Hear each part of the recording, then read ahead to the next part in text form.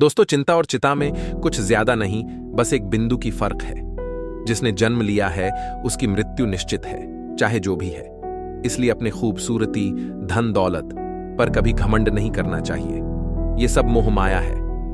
दोस्तों, एक दिन पुनः राजकुमार सिद्धार्थ को नगर घूमने की इच्छा हुई। राजकुमार के आदेश पर सार्थक ने रथ तैयार किया और सिद्धार्थ को लेकर नगर को चल पड़ा। जब वे लोग कुछ दूर गए तो रास्ते में उन्हें एक व्यक्ति दिखाई दिया। व्यक्ति रोग की अधिकता के कारण निर्बल हो गया था। उसकी कष्ट देख सिद्धार्थ ने पूछा, इस व्यक्ति को क्या कष्ट है? यह इतना कांपता चिल्लाता हुआ क्यों जा रहा है? तब सार्थक ने बोला, राजकुमार, यह व्यक्ति कभी बहुत शक्तिशाली था, किंतु रोग ने इसे निर्बल बना दिया है और रोग के कष्टों के कारण ही यह चिल्ला रहा है। फिर सिद्धार्थ बोले, ओह, क्या यह रोग हर किसी को हो जाता है? हां राजकुमार, रोग राजा, रंग, छोटा बड़ा और स्त्री पुरुष किसी में भेद नहीं करता।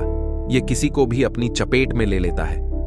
सार्थक की बात सुनकर राजकुमार क्षण भर के लिए विचारमग्न हो गए। सार्थक धीरे धीरे रथ आगे बढ़ा रहा था। अभी उनकी दृष्टि से एक दृश्य हटा ही नहीं, तभी एक और दृश्य उनके सामने आ गया। 4 व्यक्ति एक शव को चारों कोनों से थामे बढ़े चले जा रहे थे। उनके पीछे कुछ व्यक्ति रोते हुए और कुछ मौन चल रहे थे। राजकुमार ने पूछा, सार्थक, यह क्या है? सार्थक ने जवाब दिया, राजकुमार, एक व्यक्ति की मृत्यु हो गई है।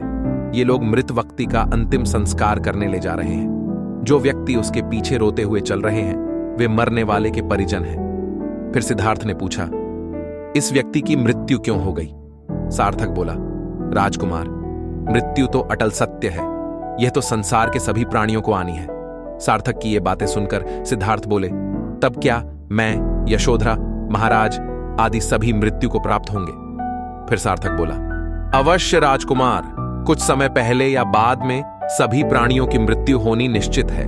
जो जन्म लेता है वह मृत्यु को अवश्य प्राप्त होता है। सार्थक की बात सुनकर सिद्धार्थ मौन हो गए। रथ धीरे धीरे आगे बढ़ रहा था। राजकुमार सिद्धार्थ की आंखों के सामने दृश्य लगातार बदलते जा रहे थे। सिद्धार्थ अभी विचार मग्न ही थे कि आगे से भगवा वस्त्र धारण किए एक व्यक्ति आता हुआ दिखाई दिया। तप और साधना से उस व्यक्ति का मुखमंडल दमक रहा था। उसके होठों पर स्थायी मुस्कान विराजमान थी। सिद्धार्थ ने उसे देखकर पूछा, सार्थक, यह प्रसन्न चित्त और तेजस्वी पुरुष कौन है? राजकुमार, यह तपस्वी सन्यासी है। यह घर परिवार गांव शहर से मुक्त है। संसार में कुछ भी होता रहे यह सदैव निर्लिप्त रहता है। इसी कारण यह सदैव प्रसन्न रहता है। अब राजकुमार सिद्धार्थ ने मन ही मन विचार किया कि इस संसार के भोग विलास में कुछ नहीं रखा। अब मैं भी इस संसार में निर्लिप्त होकर सन्यासी ही बनूंगा। यह विचार कर उसे कुछ संतुष्टि मिली।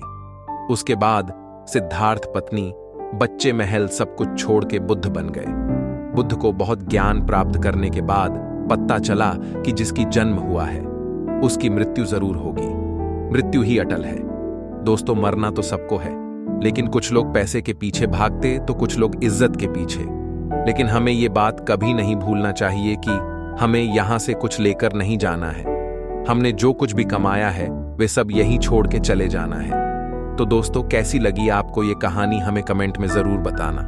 और अच्छी लगी हो तो हमारे YouTube चैनल ग्रोथ के स्टोरी को सब्सक्राइब जरूर करें। तो चलिए मिलते हैं एक नई वीडियो के साथ। तब तक के लिए अपना ख्याल रखिए। धन्यवाद।